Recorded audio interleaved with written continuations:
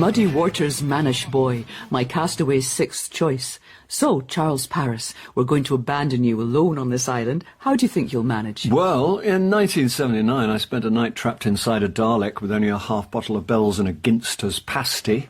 A desert island ought to be a walk in the park. According to your wife, you fancy yourself as a bit of a chef. Well, I'm more of an experimental cook. Okay, Chucky. Chucky? Let's see what you can do with this. A fish? Experiment the ass off that, baby. Oh, your researcher said 6 records, a book and a luxury. There was nothing about cooking. Oh, it's a BBC rebrand. Desert Island Master Chef does I'm a Celebrity. You've got to fillet a sea bass while reciting Tudor verse underwater in a tank full of live critics. No, I need to speak to my agent. Me too. Call yourself a celebrity. I've never heard of you. In you go! Charles! Charles! What's going on? How many times have I told you not to drink in the bar? I must have nodded off. I can see a miniature bobbing in the bubbles. Now you force me into Julian and Sandy territory. You wear it well, and the miniature's all I could find. Cut me some slack, Francis. It's been a long day. And me? What exactly have you done since 8 o'clock this morning? I had a casting for a new Tracy Mims play. Oh, yeah, that's so you. She's award-winning. Who isn't? Such cynicism. Have you seen any of her stuff? Not actually. I saw Flayed at the Shoreditch Gasworks. 3 joyless hours of teenage angst. Morris wants to expose me to a new generation. That's generally frowned upon. What's the play? It's not a play as such. Oh, God. Traditional plays are linear and dead, so there's no conventional narrative. Of course not. Or plot or dialogue.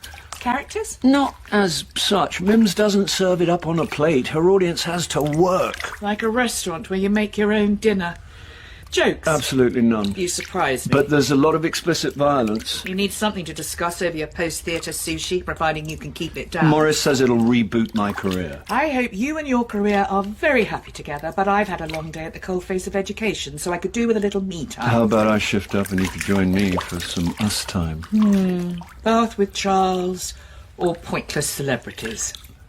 Bung some mole killer on the grouchy.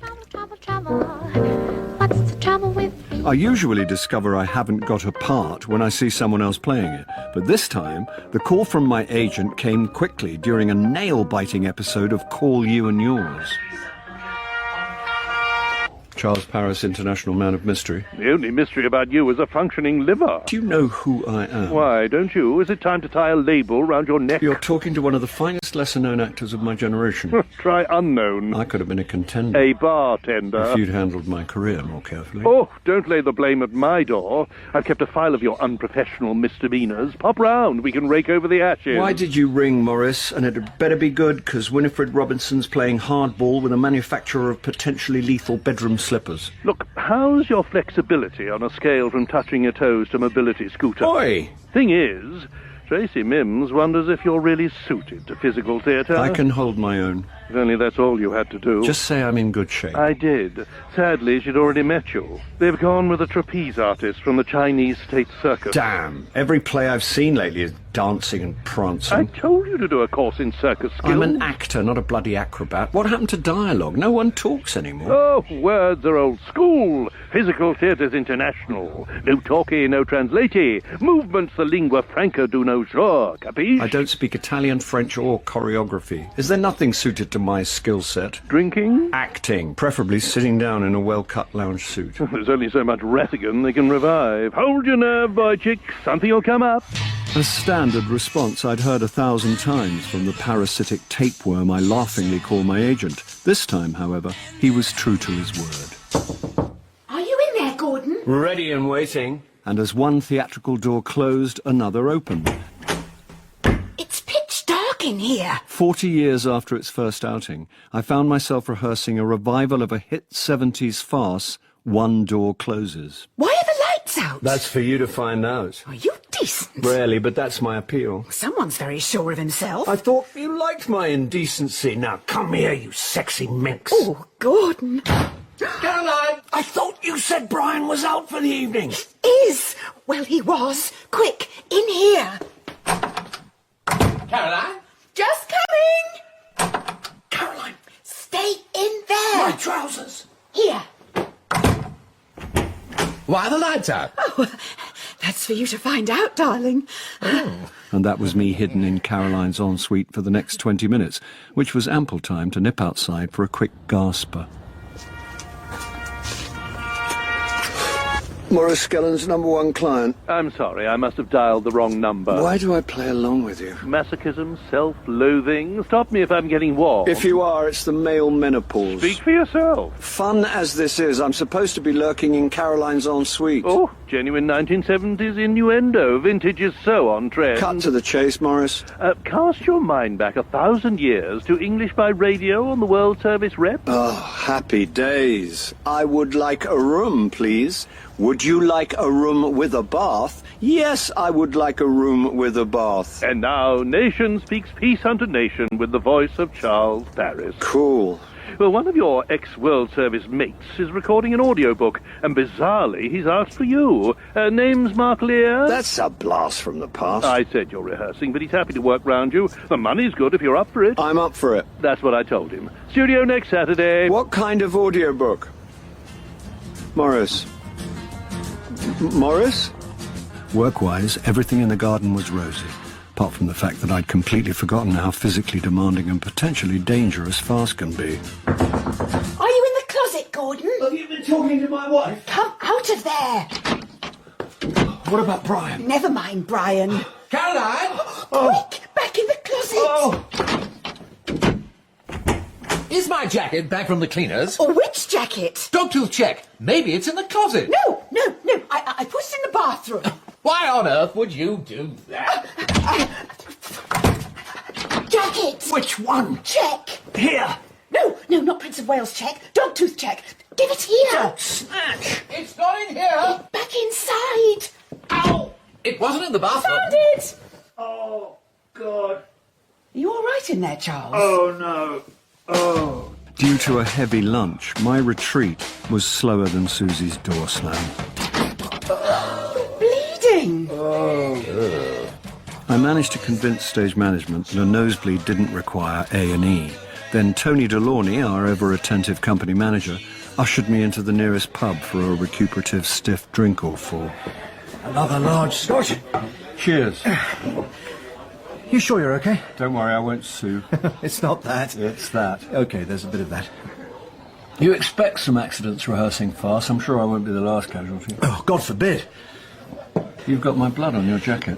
Oh, damn. I'll pay for the cleaning, unless you can claim it back from the company. If they could work out a way of staging this without actors, you'd all be out of work. The whole production's run on a shoestring, and that's frayed. Why do you think they hired me? Tony Delaunay's reputation as the dependable Mr. Fix-It was legendary. He also loved theatre and theatre people, which was great. It also meant that tight-fisted producers could take advantage of his dedication. Anyway, a dry cleaning bill's the least of my problems. Well, what else? Firstly, advance ticket sales aren't great. Publicity will fix that. What publicity? There's no budget. Word of mouth? Well, the words have got to be good, and the way rehearsals are going, I shouldn't have said that. There's a way to go, but it's a strong cast. It's not the cast I'm worrying about, it's the director. I shouldn't have said that either. Dave Girton's directing method was so laid back he was practically comatose. He'd also been doing a lot of TV where he could rely on other people to cover for him.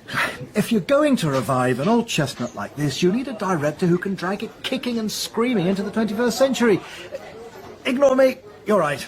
It'll be fine. It'll be great. Room for a little one? Oh. You shove up. Yeah. With a voice for every occasion, Susie Stone was my on-stage lover and an all-round comedy stalwart. Oh, is that a pistol in your pocket? It's my phone. It was actually a half bottle of scotch. So, what's the goss? No Nothing. gossip. Wait till I get a few more drinks inside you. Fasten your seatbelts. It's gonna be a bumpy night. Performers who are always on are fun for the first half hour, but you don't want to get stuck in a lift with one, or, for that matter, squeezed next to them on a pub banquette. No Bernard tonight? Charity do. Oh, bless. He does a lot of that sort of thing. A cynic might say that Bernard Walton OBE was also angling for a knighthood. The cynic in question now sidled up to our table. Hello, gang. How are we doing? I'd offer to buy you around, but you all seem to be topped up. No, thanks, Freddie. I'm fine. All right, next time. For 30 years, Freddie George had cornered the market in vicars and silly asses. His innate comic timing was much admired. unlike his gift for arriving at precisely the moment a round had been bought. No, Bernard? Charity do. Oh, he's awfully good like that. Never lets up. He likes to put something back. Well, he can afford to. He's got the profile. It's not just profile. I didn't mean no. He's very committed. Well, absolutely. Does a lot for charity. Absolutely. And he's marvellous with the people, God love him. And they love him back. National treasure. Don't let him hear you say that. hates it. I wouldn't mind being a national treasure. You are to us. Oh, shucks. Oh, there she is. Over here, Pippa. Oh, great. The youngest member of our cast waved a hand distractedly in our general direction without pausing her phone call for a second. Better make some room for her. She's young. She can stand, providing her Bambi legs don't give way. As far as I knew, Susie's hostility arose solely from the fact that Pippa had the audacity to be 22 and a size 8. Someone ought to buy her a drink. Excuse I, call of nature. Bang on cue, Freddie and his wallet were gone. I'll see what she wants. I'm sure she can buy her own. It's not good for her. What? Men falling over backwards every time she bats an eyelid. I'm not. Only because I've got you squeezed into a corner and you can't escape. Why would I want to when I've got such good company? Oh, Charlie Paris, ever the charmer. I know, I just... Hey, if it works, don't knock it, and it certainly works on me. Pippa's had to go. Shame. Our American agent needs her to do a video casting. Fantastic. The evening ground on, and when Freddie and Tony peeled off, I was last man sitting with an increasingly drunk Susie, about to find out what the always-on performer was like when she was off. It's all right, Charles. You can go if you like. It's not a matter of like, but I'm recording an audiobook tomorrow, so... Oh, lucky you. It's not that, but I have got an early start. You go. Don't worry about me. I'm a big girl. I can get my cell phone. I'll just go... Oh! Okay, let's get you out of here. Thank you, kind sir. Which is how I ended up at Susie's flat in Catford, with no motive other than doing a good deed in a bad world. Tea, coffee, herbal infusion, or I've got some wine here somewhere if you fancy carrying on where we left off. Really, Susie, I just wanted to make sure you got home all right, and now I have. I'd better... I'm sorry. What for? Well, I know I can be a bit full on. No. You're very nice. Not really. You are. You're lovely. You've just got one problem. If only. You're a good listener. Oh, could I quote you on that? I've known a lot of men, but not one of them ever listens. Talk? Yes, they all talk. They love the sound of their own voices, but you actually listen. It's a rare and precious gift. Yeah. Will you be okay now? Yeah, I'll be fine. I'll be fine. I'll be more than fine. I'll be mag-bloody-nificent. I will see you to the door, as they say in drawing room comedy. Oh, what? Oh, Steady. oh dear. Careful, Susie. Always been clumsy. Now I'll bid you good night, sweet prince, with a parting kiss. Susie, mind... Oh, my back. Oh, Susie. Susie?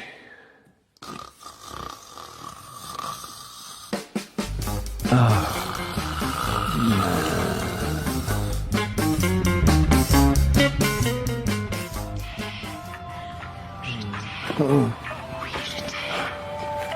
Yeah?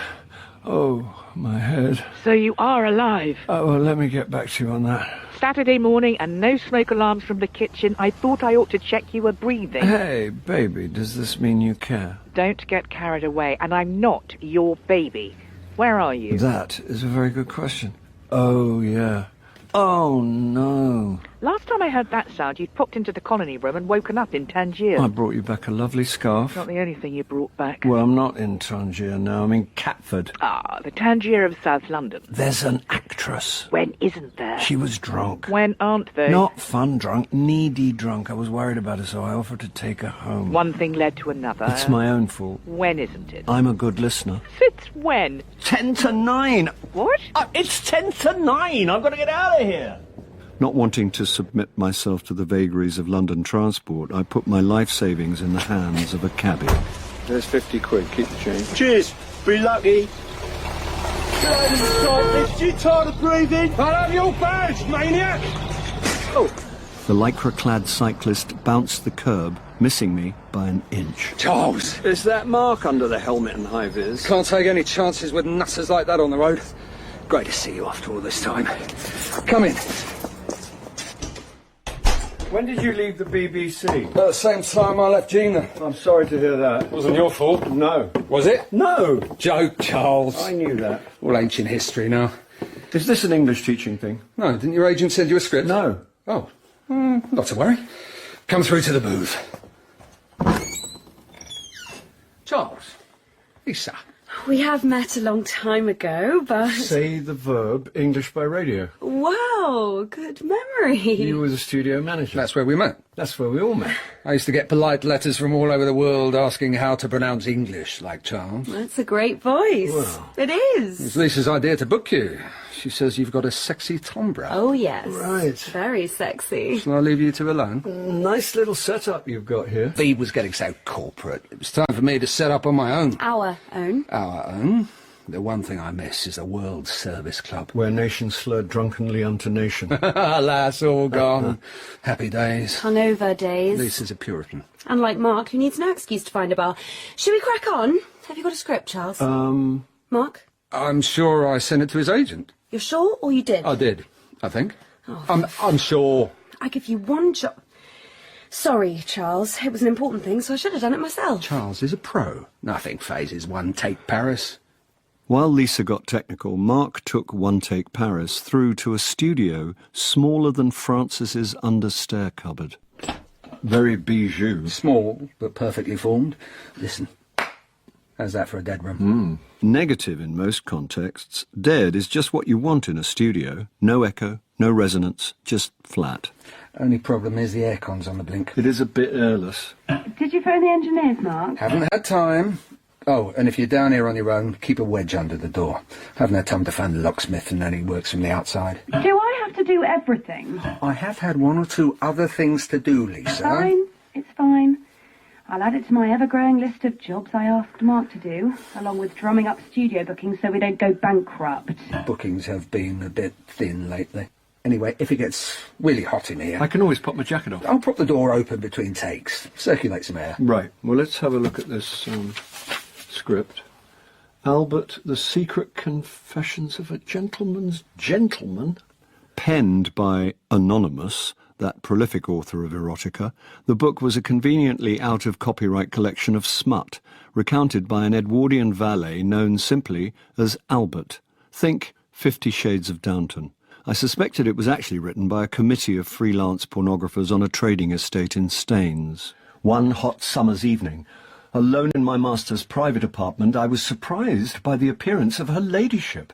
"My maid has the quinsy," said she. "Won't you help me with my stays?" However green was this valet, Albert was quickly exposed to the loose morals and looser corsetry of the aristocracy. Never had I espied such dainties as those of Lady Wackham at her boudoir, nor did she make any attempt to conceal her beauties from my gaze. Albert did a lot of espying. "You seem troubled, Albert. Have you never seen a lady en déshabillé?" After a fair bit of espying, the nocturnal comings and goings of the gentry, young Albert soon finds himself huffing and puffing with the toffs.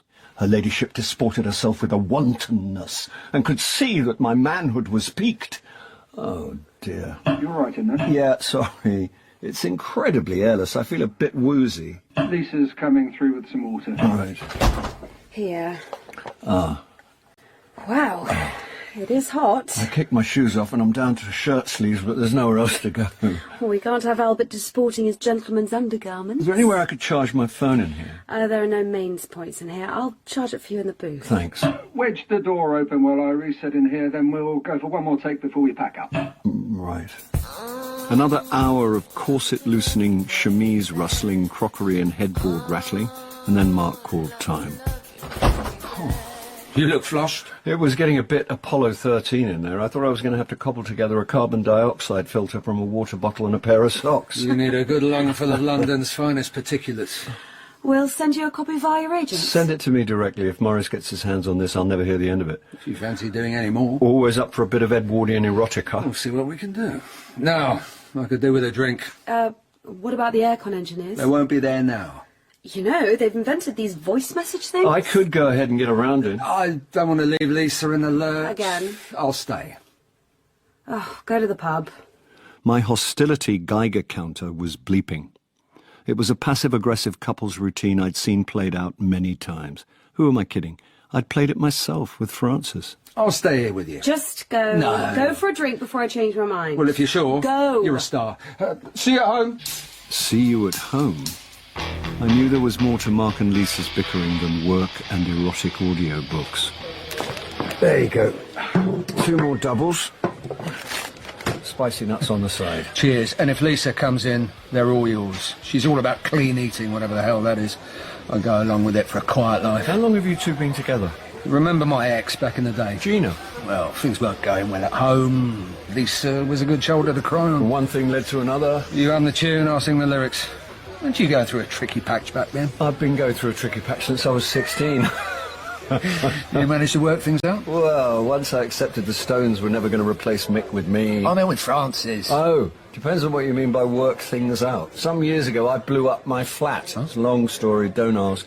Anyway, Francis took pity on me and let me move back in as a lodger, and then I forgot to leave and she forgot to ask me to. Sounds like a good arrangement. I don't know if she'd agree. And you're doing all right work-wise? Maurice says you're rehearsing a farce? Directed by another ex-BBC staffer, Dave Girton. Lazy Dave? You knew him?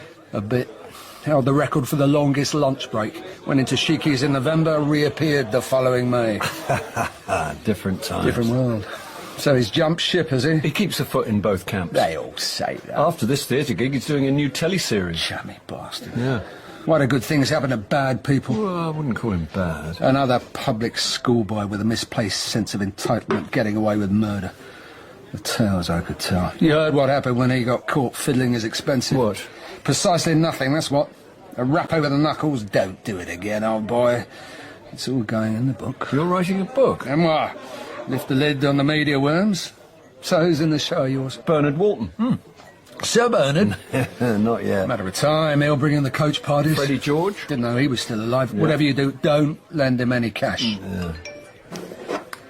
Oh. Lisa's on the warpath. Sorry, Charles. Another time. But don't forget your nuts. Enjoy. I slept most of Sunday, ready for an early start on Monday, but arriving at rehearsals, I discovered a state of chaos. What do you mean a migraine? Morning, all. How bad is it? What's up? We don't seem to have a director. Dave's thrown a sickie and Tony's having a minor meltdown. Remind me to stand clear of a major one. Think I'll join Bernard for a cup of tea. No. Did you make your thing? Thing? Your audio thing, the other morning, when you stayed over. Hardly stayed over. What would you call spending the night at mine? And thanks for being so sweet, by the way. Sweet? Was I sweet? I think you were. Putting me to bed. Did I? Well, somebody did. I think that was you. I'd have made you breakfast. I'm not a breakfast guy. You've never had my breakfast. Next time. Okay, people, sorry about that. Where is everyone? Freddie and Bernard have gone for tea. Pippa? Late again? She's here. I saw her on my way in making a call. When isn't she? All right, you two may as well get a coffee while I sort out a few things. Anyone fancy a posh one round the corner? No, thanks. I'm good. Not what I hear. You've made a big impression there. Apparently, I'm a good listener, but it looks like you've got bigger problems. The size of a planet. Dave's off with a migraine. You don't believe him? We live in the age of fake news. You think Dave's migraine is an alternative fact? One thing's for sure. We desperately need to drum up some decent publicity, but everything I suggest is too expensive. How desperate? Seriously. Why? I've just had an idea. Charles, I'm just editing your Randy Valet. How's it sound? Surprisingly sexy. Ah, good. Listen, I might be able to put a booking your way. Oh, anything, please. Killing 2 birds with 1 stone, I secured a gig for Lisa and Mark and a cheap deal for Tony's stingy producers. Only thing is, I'm out of town for a few days. Mark's a safe pair of hands. Yeah, of course. Yeah, he'll be fine. I stayed late and helped Tony write a promo featuring me, Susie and Freddie on the grounds that 3 voices would be enough in a short ad. Bernard was glad of a lie-in and Pippa was happy to make a film casting. It takes a drinker to know a drinker, and Mark had either been on an all-nighter or started early. Where are my glasses? Mark, do you know Freddie? Oh, yes. I'm not sure. I am. We did some work with Bernard Walton. Did we? I'm sure you're right. Definitely a few jobs, probably not worthy of the CV. Excuse me a minute.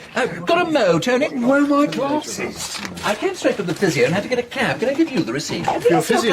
Yes! Thanks. Do you know Susie? Oh, I know you were. This one I like already. I'm trying to remember if we've worked together. Strictly speaking, I only saw the physio because I hurt my back during rehearsals. Yeah, can we talk about this later, Freddie? No. Hi, I'm Tony. Delaunay. Yes? Another familiar face from my misspent youth. I'm sorry, you'll have to... Don't worry, we're all young and needed the money. Is Bernard coming? No. Shame. We could have got the old band back together. Right. Can I offer anyone a drink? Tea? Coffee? Tequila slammer? Drinkers think they're hilarious when nobody else does, and now I understood Lisa's concern. On his own, Mark was a loose cannon, and this morning, the cannon was loaded. As our director's off, we're a bit pushed for rehearsal time, so maybe we could... Lazy Dave not coming? He's got a migraine. The old migraine. Do you know Dave? Oh, I know Dave all right. Mark knew Dave at the BBC. I know where the bodies are buried. Bodies? My brain's a who's doing who of showbiz scandal. And one of these days, it's all going in the memoir. In the meantime, we should crack on. Yeah, absolutely. This way to the studio, ladies and gents. Positions are about right. Just take one step closer to the mic. Ow! Sorry. Could you get your elbow out of my ribs? I'll try my best. While Mark adjusted the mic stand, I peered through the triple glazing at Tony on the phone in the soundproofed booth. Right. It's a bit stuffy in here. Sorry, aircon's on the blink. Doesn't anyone else think it's hot? Some like it hot.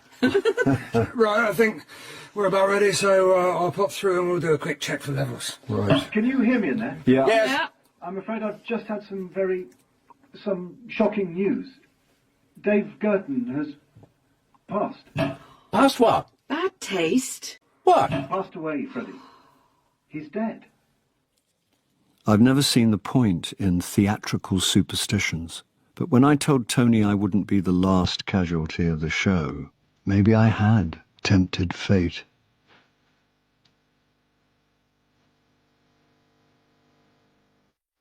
In episode 1 of Charles Paris, Charles was played by Bill Nye, Frances by Suzanne Burden, and Morris by John Glover. Susie was Jan Ravens, Freddie Philip Bretherton, Tony Clive Hayward, Mark Rupert Holiday Evans, Lisa Isabella Inchbald, and the cabbie David Reeks. Room Farce was written by Jeremy Front, based on a novel by Simon Brett. The director was Sally Avens.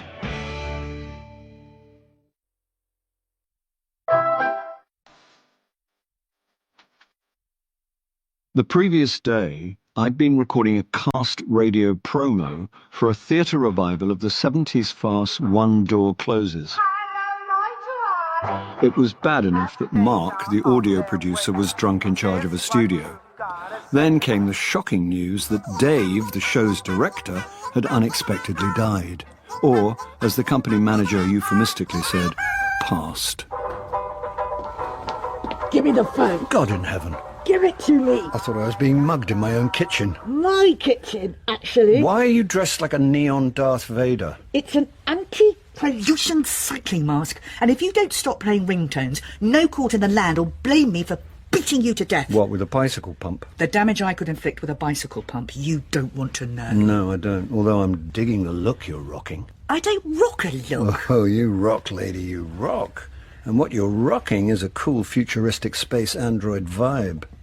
I literally have no idea what you're talking about. I'm saying I only have eyes for you. Bloodshot and short-sighted. I can't help my eyesight. If only teenage Charles had listened to his mother. Why are you still here? Why indeed? Are any of us here? I mean here, in my kitchen, messing around with your phone. Did you know you can download vintage novelty pop song ringtones? Perfect for receiving bad news. Killjoy. Shouldn't you be rehearsing? Well, everything's up in the air since Dave passed. Doesn't that fatuous euphemism drive you mad? I wouldn't say mad. It drives me to distraction. What doesn't? Passed over was twee enough. What's wrong with died?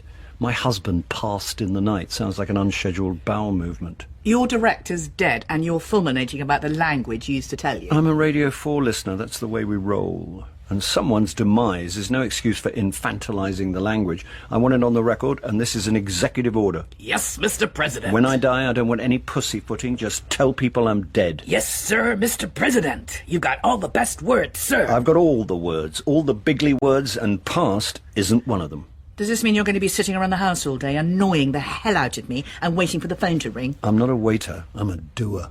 You should put that on a T-shirt. I read it off a T-shirt, worn, ironically, by a waiter. So, what's the doer doing today? There's a meeting about the show this afternoon, and in case I need a plan B, I'm going to give Morris a ring after breakfast. Good. Well, I'm off to the gym. Help yourself to goji berry granola. Scrummy. But I'd heard about a new hot damn soul food cafe serving a chilly breakfast off the Scoville scale. There you go, my friend. Beef cutlets braised in our super spicy Creole gravy with grits, 2 fried eggs, and a cream biscuit. Got any chili sauce? How extra? Try me. That's fighting talk. Fighting's my middle name. Really? More of a lover. In my head, that sounded cooler than when I said it. You don't need cool, you need hot. Mama's Gree special sauce coming up. While I waited for Mama's Gree special sauce, I decided it was time to activate Plan B. You've reached the voicemail of Morris Skellum. Although insecurity is endemic in my profession, self-preservation instinctively kicks in, and when it does, there's only one person to call. You've reached the voicemail of Morris Skellum. Of course, like most actors, I'm self-deluding enough to live in the misguided belief that my agent has my best interests at heart. You've reached the voicemail of... Then again, a definition of insanity is doing the same thing over and over again and expecting a different result. Mama's Gree special sauce for Mr. Fighting's my middle name. Let the good times roll. Did that also sound cooler in your head? Yeah. Enjoy. No. Oh, Mama. Awful. Fired up and fueled, I abandoned the phone and decided on a course of direct action. Actually, I'm so over Vietnamese street food after a bad experience with some pho last week. 24 hours. Swear to God, I was turning inside out. Nah, not really in an Ethiopian mood. When you finished? Ugh, there's an old guy here giving me evils. Yeah, one moment. What about Peruvian? ID said it's the new Mexican. Yeah, 7's good for me. Yeah. Yeah, cool. Yeah, cool, yeah. Yes, hello. What? Oh, who? Me? Yeah. Are you sure? Only I don't want to get in the way of your social life. I don't do sarcasm. You should. The oldie said it's the new passive-aggressive. See, that's wasted on me. I'd like to see Morris. Morris? Skellum? Morris Skellum, name's on the door. The Morris Skellum Agency? Yes? No? The old guy who pays you to arrange your social life in company time. Yeah, I'm an intern. Oh, hiya, Sophie. Yeah, it's Sophie. Safe in reception. Yeah, look, there's a guy here. No, I can't tonight. Yeah, there's a guy here. I'm going Peruvian with Lucy and Cassie and Izzy. Oh, for God's sake. So there's a guy who wants to see another guy, and I think the guy he wants to see might be the one you look after. No, old, shouty, wanders around looking grumpy. His name's Morris. Now this one's gone shouty. Yeah, you know, fake tan, badly dyed hair. Yeah. Morris! You've spent billions developing tiny microphones, so you don't have to bellow. I've got good reason to bellow. Sophie said you left a message? Upstairs Sophie or reception Sophie, and for your information, I left several messages. You sound stressed. Really? I'm hearing unbalanced chat. It comes from having an agent who never gets back to me. I've been in New York. Thanks for telling me. What are you, my mother? And I'm getting back to you now. Yeah, well, I'm standing in your reception. I know you are. Holy... You nearly gave me a heart attack. Where'd you come from? The gents. You phoned me from the lavatory. I live a time-poor life. This is him, by the way. Old guy shouty, wanders round looking grumpy. How dare you? I'm quoting her. How dare she? Young lady, you're fired. Yeah, I'm an intern. Consider yourself disinterned. Can I make one last call to my mother? She audits your accounts. Oh, don't think you're getting a lunch break. Come on, Charles, I'll treat you to a cuppa. You phoned me from the lavatory. Don't take this personally, but you look like death warmed up. How could I possibly take that personally? Do you eat anything apart from bar snacks? Have you been talking to Francis? There you go, guys. 2 green matcha teas. Ah, yummy. Seriously? Full of antioxidants. I'm pro-oxidants. I marched for them in 1970. Beardy boy left a brush on the side. Do I drink it or shave with it? It's a chasen. I thought that was a Jewish singer. That's Hazen. You take your chasen like so, whisk the tea till you get a nice green foam, then... Chuck it away and ask for a cup of builders. What are you, on day release from Barbaria? Oh. Yeah. Oh, cleansing. Shouldn't you be rehearsing? Oh, God. What have you done? And we're off. Just tell me how bad it was and who I've got to schmooze to give you a second chance for the umpteenth time in your career. I've done nothing wrong. Then why are you haunting me? Dave Girton's dead. How could they tell? Morris. Another of my clients was in a Girton production. Had to hold a mirror to his mouth to check he was breathing. But he's not anymore. Which is tragic, very sad, terrible loss, gone before his time, greatly missed, etc., etc. When's the funeral? Why? Well, he may be dead, but his contact book lives on.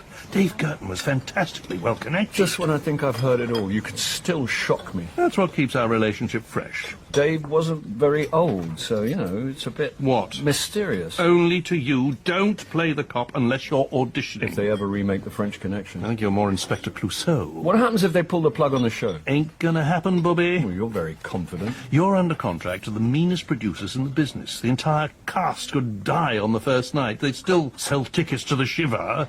Who's taking over from Dave? There's a rehearsal this afternoon, and for now, Tony DeLaunay's running the whole shooting match. Oh, he's a safe pair of hands. As company manager, can he direct a farce? He doesn't need to. It's one of those shows that runs itself, and between Bernard Walton, Freddie George and Susie Stone, there's 100 years comedic experience in the cast. What about me? What indeed? Your entire career's been a farce. I'm this close to ramming my chasen down your wizened throat. Do you know, I've never seen anyone more in need of cleansing their chakras. Will clean chakras help pay the rent? Frances makes you pay rent. She doesn't make me. I thought... What?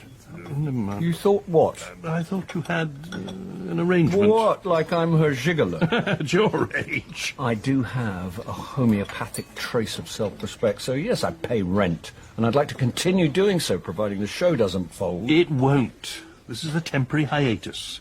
Treat it as an opportunity to clean up your act. Join a gym. Eat something green that's supposed to be green. Come on, I'll treat you to a bowl of kimchi full of healthy bacteria and only 34 calories. I politely declined, then nipped round to Maury's Emporium of Cholesterol Delights, where I wolfed down a 600-calorie pastrami on rye with 2 double espressos to wash down the green matcha, gleefully undoing all its good work. By the time I got to the green room, I was wired and suffering a meat sweat. Welcome, Mr. Bond. I felt greener than a green room. I've been expecting you. And this green room was overcrowded with Susie Stone's personal rep of stock character voices. Cup of tea, darling. Oh, no. Thanks, Susie. You all right, sweetheart? Actually, I was feeling worse by the second. You're very red in the face. Yeah. No need to blush, Charles. Since mistakenly seeing her home and then accidentally sleeping on her floor, Susie was labouring under the misconception that there was something special between us. You look a bit peaky, babes. Fancy an Indian head massage? No, thanks. I think I'll just pop out for some air. Once a Victorian hat factory, the rehearsal rooms were built around a central courtyard, now a bin store firing range for incontinent pigeons.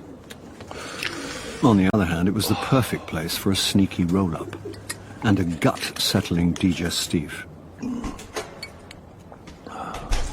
Do step out of my office, Bernard? Reluctant to be caught day drinking, I instinctively hid between 2 industrial wheelie bins. Got a light? Somewhere. You sure we're not overlooked? We're fine, Bernard. Relax. Here. As a glasshouse dweller, I'm in no position to throw stones, but I was surprised to see Freddie and Bernard sparking up a weed woodbine. This'll sort out your lumbago. It wasn't their age that surprised me. Good God, this stuff's weapons grade. More the fact that Bernard, in particular, cherished his whiter-than-white, squeaky-clean, family-friendly image. Amazing what you can grow in a conservatory. You'll have the Rozzers banging on your double glazing. In picturesque Chobham? I don't think so. Did you know I've got a biography in the pipeline? You want to see a doctor? You spent too long in the Benny Hill show. The publisher made me an offer and hooked me up with a writer. Well, a journalist. You didn't want to write it yourself? I've got better things to do with my time. I had heard a rumour about a book deal. It's no big secret.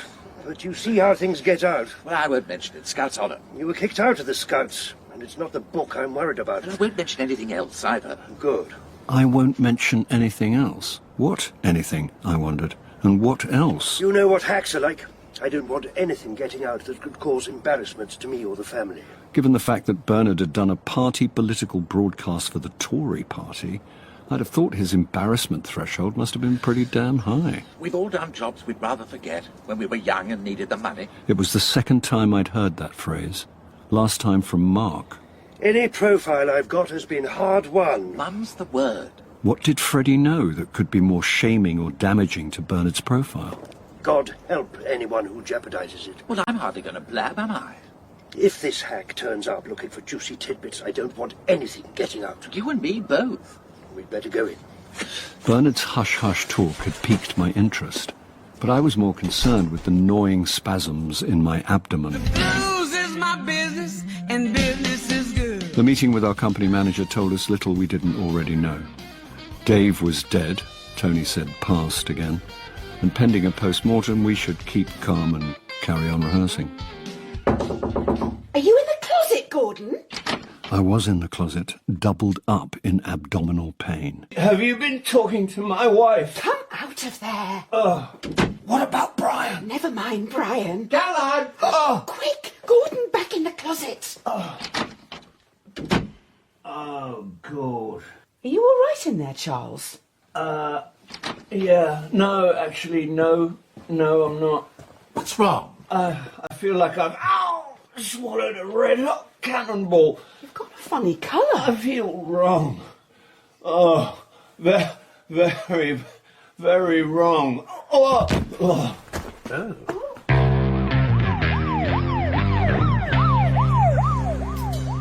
That's it, Charles. Nice and steady. Charles? Mrs. Paris? Yes, well, it's complicated. Okay.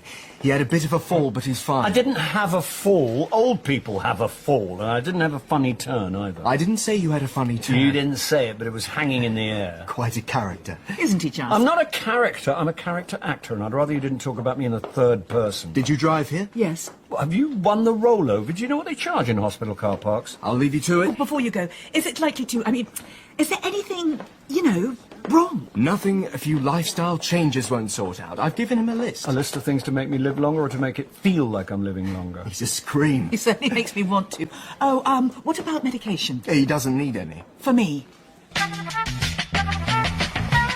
The revolution will not be televised. The revolution will not be brought to you by Xerox in 4 parts without commercial interruption. Someone's chipper this The revolution will not show you pictures of Nixon. Good, because there's a little revolution about to take place right here. Right now, starting with me confiscating the coffee grinder. Oi! Unless there's a decaf beans. Wash your mouth up. Where did you learn language like that? You want a drink? Try one of those. Wild berry hibiscus inner wellness daily detox. Give me my coffee. No. Give me my coffee. No. I need my coffee. You'll thank me in the long term. I'll be dead in the long term. According to the doctor's list, you'll be dead in the short term if you don't clean up your act. Have you been talking to Morris? You have. We've only got your best interests at heart. It was his green tea that made me ill. And there was me thinking it was the full Cajun breakfast, followed by half a kilo of pastrami and double espressos, not to mention a lifetime of whiskey and cigarettes. Step away from the grinder. No. Don't make me come over there. Or what? You'd have to stop by the bread bin to catch your breath. Now, be a good boy. Sit down and eat your fruit. Fruit? What are you, 5? Fruit's not breakfast. It is now. Apples, bananas, fresh grapes, or there's a packet of prunes in the cupboard. I can't start the day on a desiccated plum. Fine. You can have one for lunch. After your jog. My what? Oh, it's the company manager. Hi, Tony. Uh-huh. Oh, yeah, of course. What time and where? Okay. I'll see you there. Dave Girton's cremation. Didn't really go with the Benny Hill theme tune, did it? Anyway, it's this afternoon, so I'm afraid our jog will have to wait. Don't sound too upset. Thing is, it's one of those inconvenient places that's not far as the crow flies, but there's no direct public transport. Get a cab. It's too expensive. Uber? Not expensive enough. If cabs are too expensive... They spend years earning that green badge, and I defend their right to charge what they like. You're a victim of your own social conscience. Tell me about it. I don't suppose you could give me a lift. I've got a much better idea. Oh! Here you go. Are you insane? Just put the helmet on. No. Hold still. Francis! And the mask. I draw the line at the mask. On you get. Oh, do you know the last time I rode a... You never... Forget. It's like riding a bike. Now, off you go. Oh.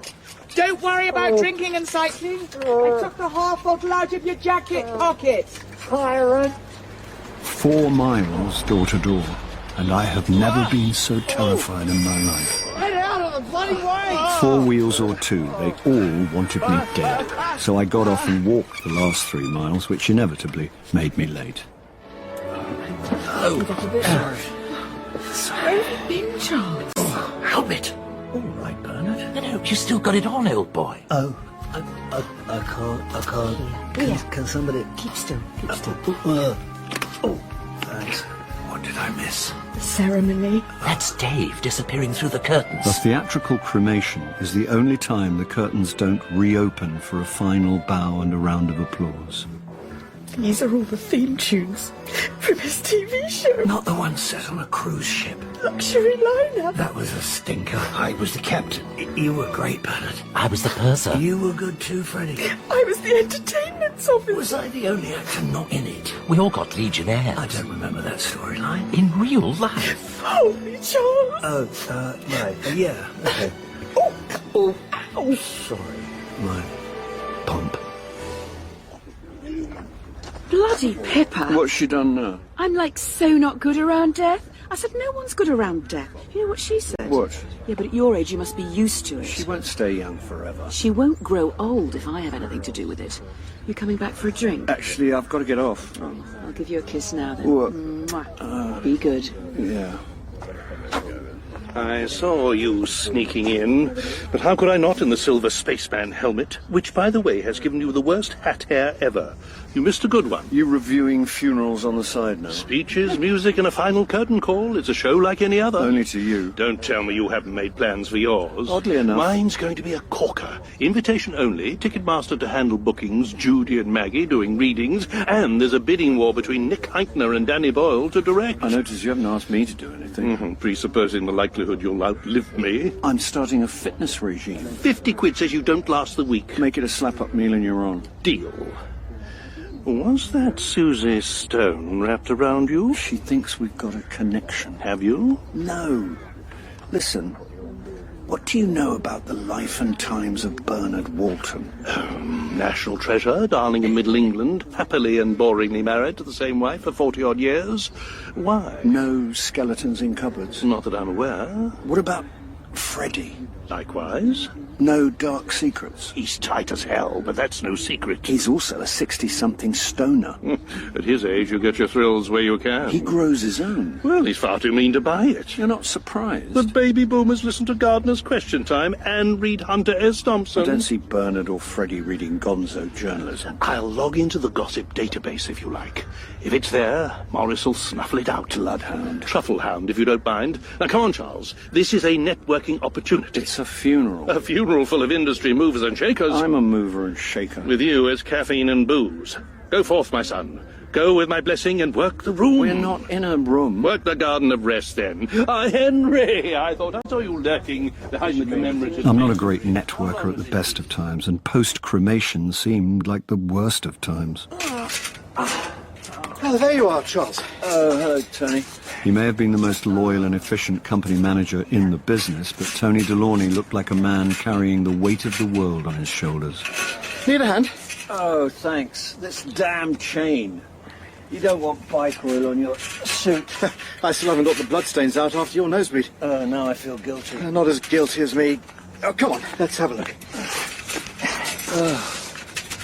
What do you feel guilty about? Things I said to you the other day. About Dave being lazy. We all knew what he was like. Yeah, but I can't help feeling. I mean, this is awful. What did the post-mortem say? SADS. SADS? Sudden arrhythmic death syndrome. Just one of those things. And there was I gearing up for a Bernard and Freddie murder conspiracy. Maybe Morris was right. Don't play the cop unless you're auditioning. There you go. Thanks. Any idea what's going to happen with the show? At the moment, I've been left in sole charge, which includes trying to boost ticket sales, which is easier said than done with next to no publicity budget. That radio promo we did should help. If I ever get to hear it. Your mate Mark knew it was a priority, didn't he? He said he'd edit that afternoon and get it straight over for approval. Every time I phone, it goes straight to voicemail. Now it's my turn to feel guilty. It's not your fault. Yeah, but I put you in touch with him. You know what these media people are like. He's probably been busy on another 10 jobs. The thing was, Mark's partner, Lisa, had told me that business was anything but busy. I'd also got the distinct impression that she was the driving force behind the company, and she'd been away when we made our little promo. Don't worry, Charles. I'll try him again later. I worked up a thirst on the ride home, so paused at the Drum and Monkey for cordials and restoratives. Come on. Big Kev speaking. Damn!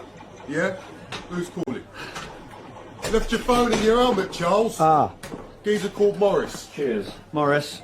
You want another double in that? Another double electrolyte energy drink would be great. Yada yada, nice try, Charles. I'm at the gym. And Big Kev's your personal trainer. He's a martyr to his hormones. Looks like that slap-up meal's as good as mine. I said I'm starting a fitness regime, so the bet's still on. Well, you're going to need to be fit, flitting between fast rehearsals and another job that's just come in. What other job? It's an availability, but wonder of wonders, it's an outright offer. An offer? That's what I said to the booker. You're supposed to big me up. I'll leave that to Big Kev. Good thing is, it's a voice job, so out of vision. Oi! Same people who did the Edwardian porn audio book. Erotica. Potatoes, potatoes. Did Mark book me? No, his partner. Lisa. Anyway, I'll let you get back to your fitness regime. Sounds like thirsty work. Ciao! My newfound desirability gave me a fresh lease of life. Flushed with the success of my Edwardian erotica, I remounted Francis's bike with renewed vigour and a spring in my pedals. Mind out! Down. Your dog nearly had me in the canal. Here, Angel! Can you please control him? Well, it's a she, and she thinks you're playing. Well, I'm not. Well, she thinks you are. She may think that, but you can see I'm not, and you're the human. Well, she's all right. I'm trying to go home. Well, she doesn't know that. But you do. She's quite gentle. Quite's not that convincing. Oh, she's a softie, aren't you a softie? Yes, you are. You're a silly, soppy old softie. Get down. She's never bitten anyone. I've only got your word for that. Will you please call her off? Here, girl. Oh, for... Stop it, Angel. Oh! Well, she's never done that before. Oh!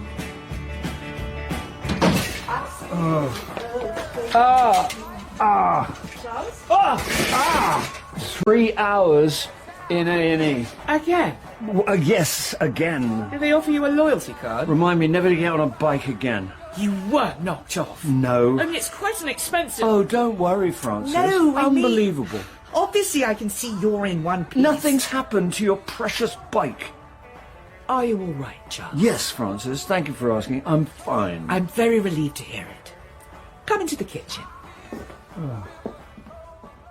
Bitten by a dog. I'm glad you find it funny. I don't. I can see. What sort of dog? Does it matter? Well, the sort with teeth. I was only... Surely the breed is immaterial. I just wondered... If I'd been knocked off by a car, you wouldn't ask if it was a Mini or a Bentley. I just wondered if it was a dangerous It was dog. dangerous to me. I mean a banned one, like a pit bull or a... It was a Dachshund. A sausage dog! Don't be fooled by the cute name. I've just had a tetanus jab in a part of me that was already sore as hell thanks to your bike. How did you ride back? I didn't. I pushed it all the way uphill from the hospital. Oh, well, all good I've exercise. cycled to a cremation, been bitten by a Dachshund and ended up in A&E again. So far, I'm not overly impressed by this exercise business. It has to get worse before it gets better. I had a girlfriend who said that. It was me. Oh. And it didn't. That's good to know. Sit down and I'll pour you a drink. Oh, yes, please. Oh, no. I'll have to stand up and drink. This'll make you feel better. Oh, yeah. I picked up another job. You see? Good things happen when you clean up your act. It's only another voice job. Is it more Edwardian porn? Erotica. It is Mark and Lisa again, but I don't know what the job is yet. You must have impressed them on the last They one. asked if I'd be up for more, so it looks like they've come good. There you are. One reviving drink. Cheers. Oh! You said a drink. It is a drink. It tastes like watery coconut. It's coconut water. Just when I thought actual coconut was disappointing, you proved to me that there's something that packs even less of a punch. It counts as one of your 5 a day. What about barley? I think so. Good, I'll have a scotch. No, you won't. Beer, then? No. It's got hops. It's practically a salad. No, Charles. How was the funeral? A bit showbiz. The dearly departed to theme tunes of his own TV shows. Touching. It was wall-to-wall celebrities, so Morris was in his element. Oh, it's the voice people. Charles Paris, international voice artiste. Charles, it's Lisa. Lisa, are you all right? I've been away. You sound... I've been away. Yes, you said. I've just got back. Lisa, what's wrong? From the tone of her voice, whatever it was sounded very wrong indeed. It's Mark. And now was not the time for pedantry, but the little voice in my head was begging her not to say it. He's... passed. Sometimes I really don't like being a Radio 4 listener. With a fast-paced farce to rehearse and a doctor's warning to clean up my act, Frances had become my personal motivator. Hurry up! Stroke trainer. Dig it in! Stroke torturer-in-chief. Dig deep! Stroke being the operative word. It hurts. It gets better. Well, what if it gets worse? You die and I get my spare room back. Gee, thanks, Coach. It's only pain. It's these shorts. Normally I'd jack it in and head for the nearest pub, but recently my life had been affected by 2 premature deaths, which was a wake-up call. Last one back's a financial drain on the NHS. Yeah. The director of a show I was rehearsing phoned in sick with a migraine, then keeled over with a coronary. Drop the pace if you need to fartlek. That's either a running term or a flatulent Dalek. Then I got a call telling me that a radio producer friend had also died. Push the envelope. Of course, Mark had been a heavy drinker and a heavier smoker with an appalling diet and an ex-wife who loathed him. And for some reason that made me reflect on my own life and wonder if it was time to put my house in order. Not far now. Even if it was, technically, Frances's house. At least with cycling you sit down. Jogging's convivial. With you in front the whole time. I can't slow down. No, the motion of you in Lycra's the only thing keeping me going. Well, I sprint the last bit, so it's keep up or bye-bye Lycra. Let's go!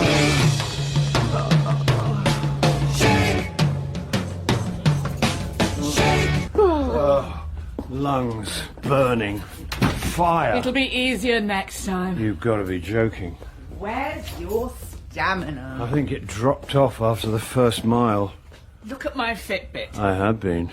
Here, look. We barely did half a mile. Well, tell that to the pain running down my right arm. Heart attack's the left arm. What's the pain in the right one? Acute hypochondria. Oh. Do your stretches. Yeah. Sir, I'm just taking you outside.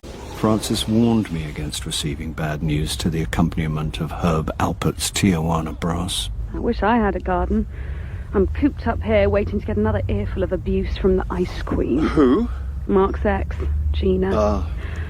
Oh, Charles, it's so awful. I'm sorry, Lisa. I could really do with someone to talk to. Well, I'm listening. I mean face to face. Ah. Someone who knew Mark. I don't suppose you could come to the studio. Nice shorts. Oh, I've been jogging, but it sounded urgent, so... Can I have a hug? Oh, I haven't had time for... Oh, okay. Charles. Okay. Gina and I are in touch about funeral arrangements. Mark left Gina when he and Lisa hooked up at the BBC. It's all so horrible. When the studio-crossed lovers left the corporation, they set up a small production company, becoming partners in business as in life. Until this week, I don't think I've ever spoken to a policeman. Now I do little else. Why? A middle-aged man with no major health issues dies in a studio and I found the body. He died here? I looked through to the cramped, airless shoebox where I'd recently spent a steamy day recording Edwardian erotica. They say he died under suspicious circumstances. Oh, sorry. Just when I think I've normalised the situation, it hits me all over again. Had he been here long? A few days. And no one found him? Well, I was away. Remember, I couldn't be there for your theatre promo. Does that mean we were the last booking before... Yes. The morning you all came in, was Mark drunk? He wasn't entirely sober. I knew it. Did the recording go all right? Well... Charles? He was a bit high-spirited. Our director was ill and couldn't make it. Mark knew him from the BBC. Do you remember Dave Girton? Do I? King of the gravy train. Well, Mark couldn't resist making a few jokes at Dave's expense. Libelous jokes? More... Well, high-spirited? Right. You don't happen to know if Mark had written a kiss and tell about his time at the BBC? Oh, he was always going on about a memoir, usually when he was drunk. Another hollow threat. Threat? Well, all right, hollow promise. Like most of Mark's big ideas, he never wrote it. Or if he did, he didn't show it to me. So there could be a manuscript knocking around somewhere. Oh, I suppose it's possible. He loved being the centre of attention, and part of that was showing off that he had the dirt on everyone. So when he said he knew where the bodies were buried... Well, metaphorical bodies. I assumed not literal. And this memoir... Just Mark and his cups. More empty promises. At least Dave wasn't there to hear him. You haven't heard? What? Halfway through the recording, we had a call saying Dave was dead. Oh, my God. They must have both died the same day. What happened? Heart attack. Completely out of the blue. When you said Mark died under suspicious circumstances... rehearsals. Oh, I wanted to talk to you about... Sorry, Lisa, I've got to run. Call me... Unstretched, unwarmed down, and still unshowered, I hurtled into town, pausing at an artisanal coffee shop, where I spent a week's wages on 2 double-shot macchiatos and something beige called a high-energy life bar. Come in, you minx. Hello, Gordon. Oh, Alec. Were you expecting someone else? No, Where's my saucy six-pot? Brian. Gordon. Alec. What were you doing in Gordon's pantry? No wonder I couldn't find my coat. And what's the sex pot? Eh? You said, where's my sex pot? Oh, no, Xbox. Where's my Xbox? Already dated in the 70s, One Door Closes had been cack-handedly updated by a cut-price gun-for-hire of a scriptwriter who'd sprinkled the script with leaden references to the digital age. I didn't have you down as a gamer, Brian. Oh, yes. I'm Call of Duty crazy. Sorry, gang.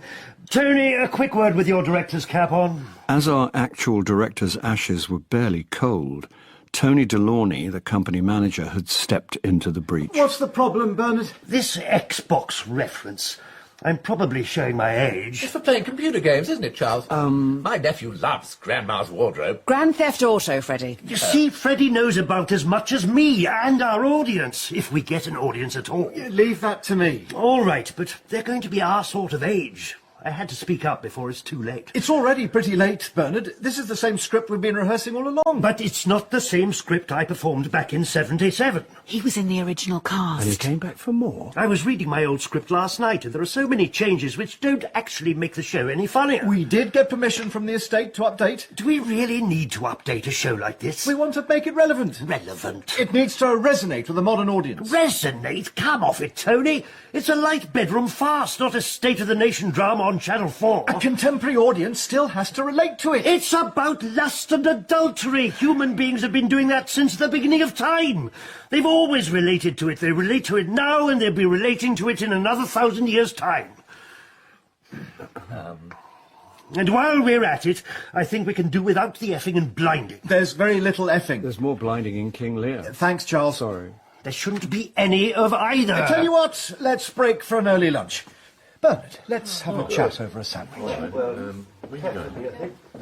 was all that about? Well, with great fame comes great responsibility. Bernard's become very image-conscious. He is a national treasure. Oh, he hates that. I can understand him wanting to protect his profile. Yes, but Bernard's not Alec. Well, he's not a million miles away. Freddie, we've all got our range. But apart's apart. Credit the audience with a little intelligence. Then again, none of us has achieved quite the same level of fame. Tell me about it. When I first knew him, he took what was on offer. Times change. I suppose he has to think of his fan base. The only mild dirt I had on Bernard was that I'd seen him sharing a spliff with Freddie, and that wouldn't get him a mention in the sidebar of shame. We've all done work we'd rather forget. Well, as we've broken early, I'm going to venture a Thai green curry and a pint at the Grafton. Anyone? Count me in. Charles? My Pavlovian response to the words curry and pint sent my salivary glands into overdrive, but an uppercase text put me on pause. Lunchtime. Show self-restraint to win reward. Remember Torquay? Triple exclamation marks, smiley face, winky face, red lips, kiss, kiss, kiss. Of course I remembered Torquay, and she knew it. How could I not remember the flesh pots of Torquay?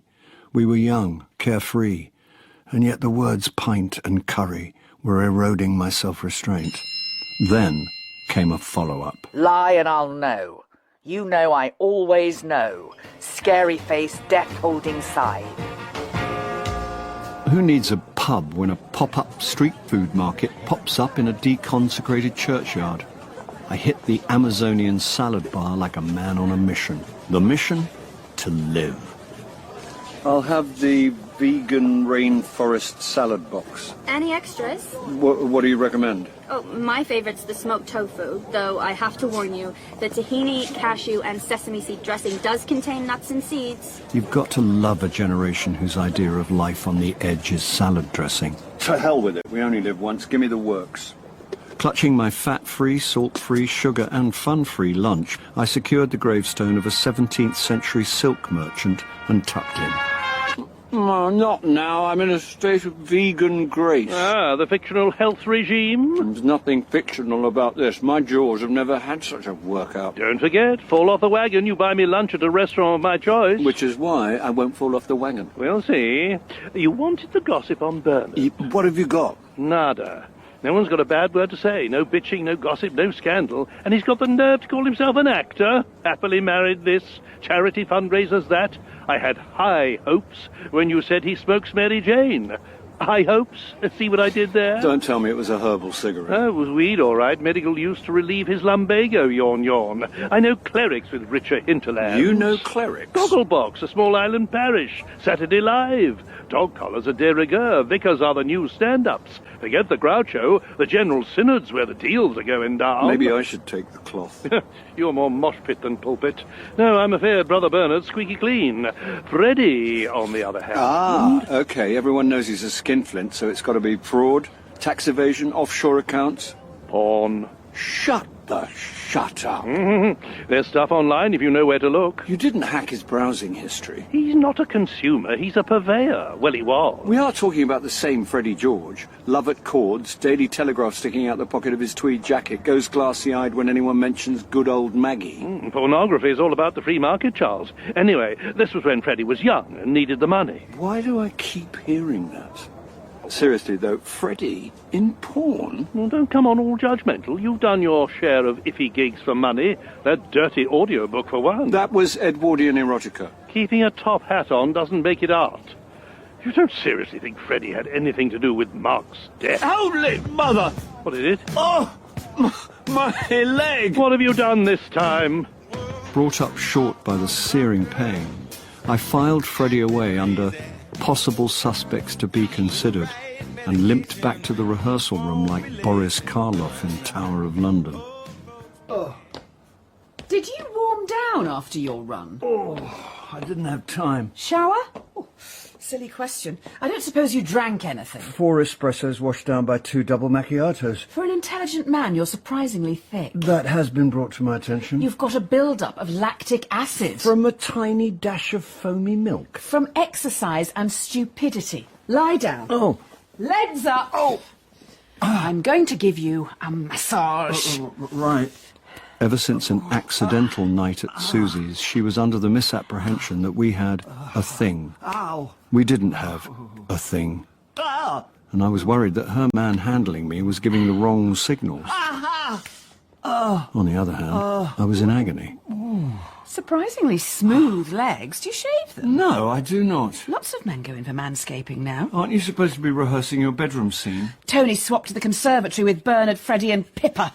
Good luck to them. Why good luck? Because, well, little Miss Cute and Perky can't do funny to save her life. Pippa had set Susie's teeth on edge from day one, mainly because Pippa had the audacity to have been born in 1997. Where she schmoozes Bernard. Does she? Don't tell me you hadn't noticed. Constantly asking advice, hanging on his every word, laughing at his jokes. Bernard, you're so funny. You ought to be on Have I Got News for You. Oh, God, it's nauseating. You don't think there's something going on between them? Who knows? I thought he was happily married. Is this Charles Paris talking? Or is there a pod in the basement and you're an alien replacement? He's 50 years her senior. This didn't match Morris's profile of Mr. Squeaky Clean at all. Didn't you wonder why Pippa and he weren't at the promo recording? We couldn't use the entire cast in a 30-second promo anyway. We'd never have fitted them into that tiny studio. So you don't think it's a coincidence that only they had the morning off? Not particularly, no.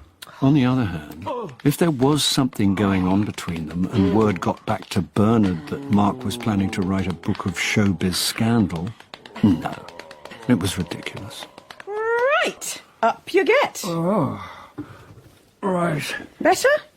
Well, much. You're wasted on acting. Thanks. No. Thank you very much. I didn't mean literally. Good to know I've got something to fall back on. That's really not what I meant. Leave the acting to girls like Pippa. I just meant that you're really good at massage. I've got to just do something. As I was already in a hole, it was time to stop digging. But Susie would barely look at me rehearsing our bedroom scene. Alone at last. Yes? You don't sound too sure. It's just What? nothing. I like it when you're enigmatic. She delivered the lines, but nothing else. It's very sexy. On the plus side, she no longer thought there was something between us. You do like animals, don't you, Gordon? Love them. Tony seemed to have placated Bernard over the effing and blinding, and the rest of the day went smoothly enough. Dog. Maybe we should wait till you give your sister back her cockapoo. And lights fade to black. Okay, people, we'll reconvene after the weekend. Fancy a quick drink, Tony? I thought you were on a fitness regime. A fruit juice. I would, but I've got a to-do list like you wouldn't believe. Then a conference call, and I've promised Bernard I'll take another look through all his scenes tonight just to see if there's any way I can take out the odd word he still finds offensive. Sounds like you're doing about 10 different jobs. That's the gig economy. Seriously, shouldn't you have an assistant to take some of the pressure off you? You know how tight they are. So they aren't looking for someone to replace Dave? I refer you to my last answer. I hope they're paying you extra for all of this. I refer you to my previous two answers. Well, I don't envy you. Oh, it's what we do, Charles. When I was a kid, I'd have killed to work in theatre. Now it's an addiction. If they stopped paying me, I'd probably keep coming in. Don't tell them that. You're an actor. You know what I mean. Put get some sleep on your to-do list. Some chance. Night, Charles. Thwarted in my attempts to shower, I took what was on offer and strolled through a summer Soho cloudburst. Taxi! Oi! Oh. Oblivious to another angry Londoner drenched in grey gutter water, the cabbie was busy picking up Bernard. From beneath a large golfing umbrella, Bernard ushered Pippa into the back of the cab before they sped off through the monsoon. I was now beyond wet, so made for the nearest convenience.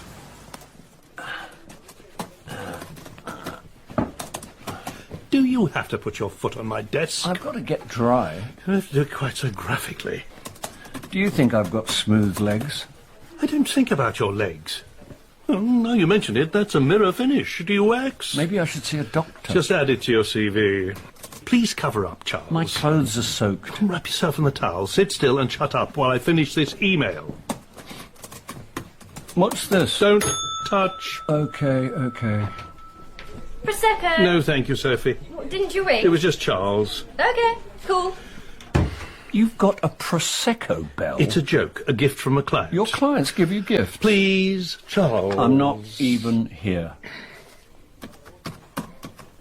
You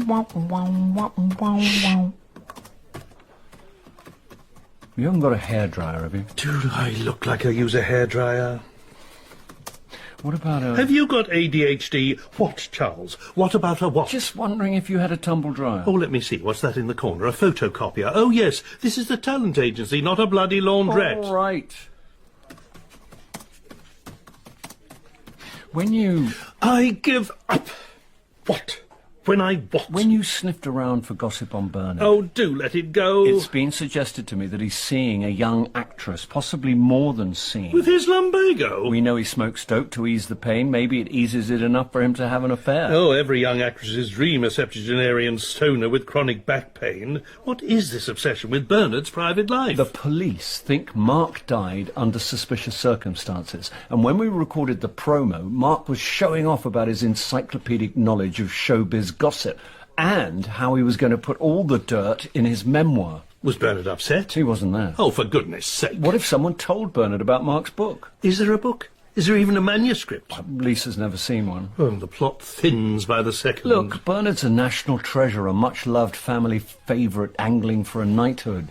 Not everyone's as anti-establishment as you. But a sex scandal would jeopardise a royal honour. Do you know anything about politicians and royalty? If Bernard's ambitious enough, a potential scandal might push him to do something desperate. One episode of Lewis does not a policeman make. 2 episodes. They cut you out of the second. I wasn't drunk and D.S. Innocent spoke up for She's me. not a real cop and neither are you. You're an actor, Charles. Act. Now, if you'll excuse me, I've got a first night to get to. Need a +1. In wet jogging gear, let me think. No. Now, in the nicest possible way, get the hell out of my office. Or can Leave. I just... Go now. I can take It wasn't a hint, it was an order. There's just one thing. What? Don't suppose you keep any spare clothes in the office? A drop of Nelson's blood wouldn't do us any harm. A drop of Nelson's blood wouldn't do us any harm. Shout, you'll have to make do with tomato juice. Tomato juice won't slake the thirst of a salty old sea dog. It's all we've got. Good God, have you joined a golf club? I think it suits me.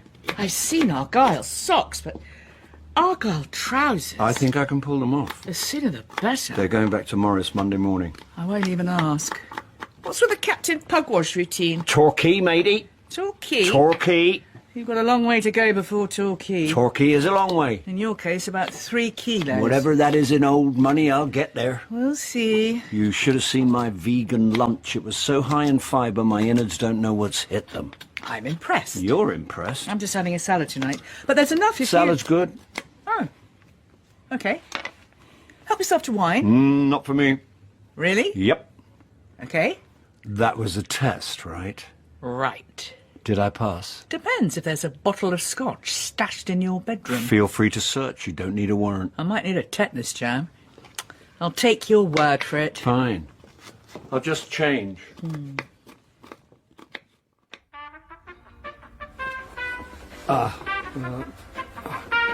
Hi, Lisa. Bad time. Well, I'm just removing my agent's trousers. Let me rephrase that. My career's not that bad. This is ridiculously short notice, but are you free over the weekend? Invariably. How's your East End villain? I haven't got an East End villain. No. Can you do one? Voice? Oh, yeah. I reckon I could pull something out of the bag. You were asking for a dry slap, sunshine. Give me one more. Coming up. You're asking for a dry slap, sunshine. Lovely, thanks. Moving on to Shut Your Mouth. Got it. Shut your mouth! I'm going to give you a few more of those. Still rolling. Shut your mouth! And so went the day, with variations on a theme of East End geezer for a new London-based gangster game, Lock and Load. Mouth. Watch it, Jess! He's got a sawn off! Now Mark was dead. Lisa was running the shop, and she was running it much more efficiently. You're on my manor now. Behave yourself. Tell Frankie to face, no one messes with my family. But by the end of the day, she looked tired and stressed. Messes with my family. Okay, Charles, let's call it a day. You happy with that last one? Yeah, it's fine. Only fine. It's brilliant. Saki. Non-alcoholic drink. Love to.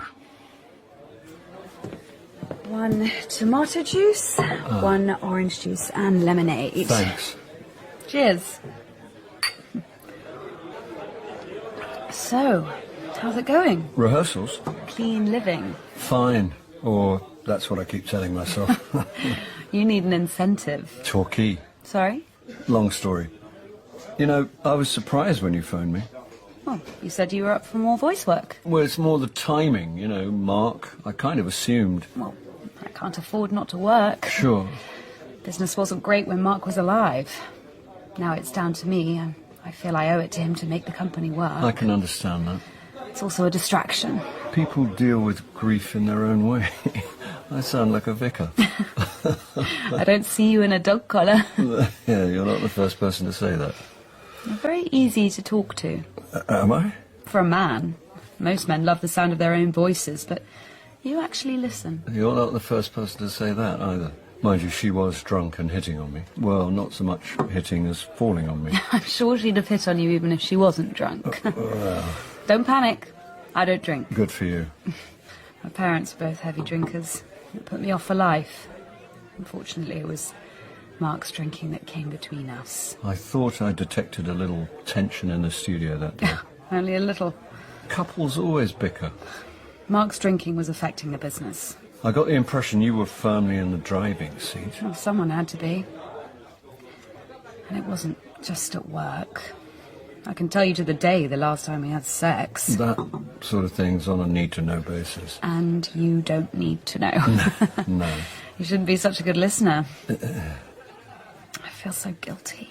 Why? If I hadn't been away, I might have found him before it was You really mustn't blame yourself. I can't help it. You said yourself you were running the business. You don't understand. Somebody had to take the meetings, drum up the work. It wasn't meetings. I thought you said...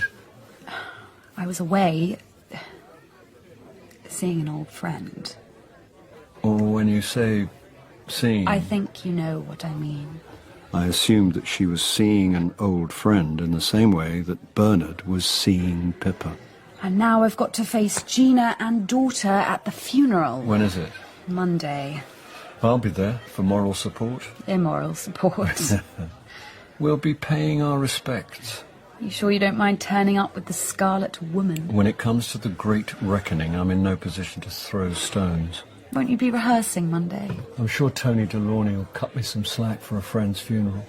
So, does this mean the police no longer view it as suspicious? They're still asking me questions. Just because you found him? Because of the way I found him. You told me you found him in the little studio. Locked in. Why would he lock himself in? Well, he wouldn't. And he couldn't if he wanted to. The door only locks from the outside. Well, maybe a cleaner locked the studio by accident. Well, the cleaners weren't booked that night. Anyway, you've been in there. I had been in there with no aircon because Mark had forgotten to book an engineer.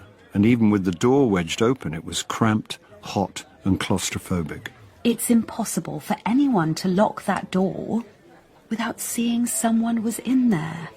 I died on stage many times, but slowly suffocating in an airless, soundproofed audio studio was too horrible to contemplate. What I really needed was a drink. Failing that, I needed to find out who killed Mark Lear.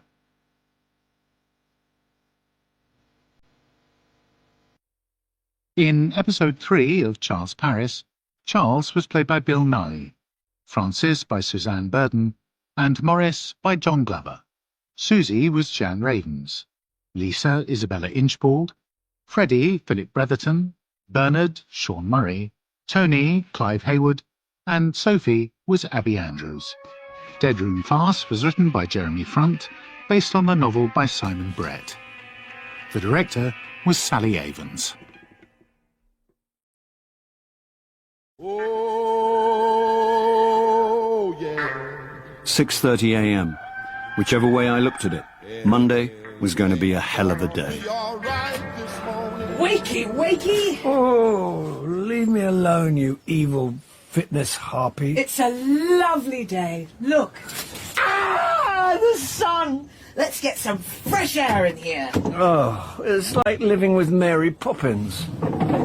There's no escape, so shake a leg and hit the shower. Who showers before the gym?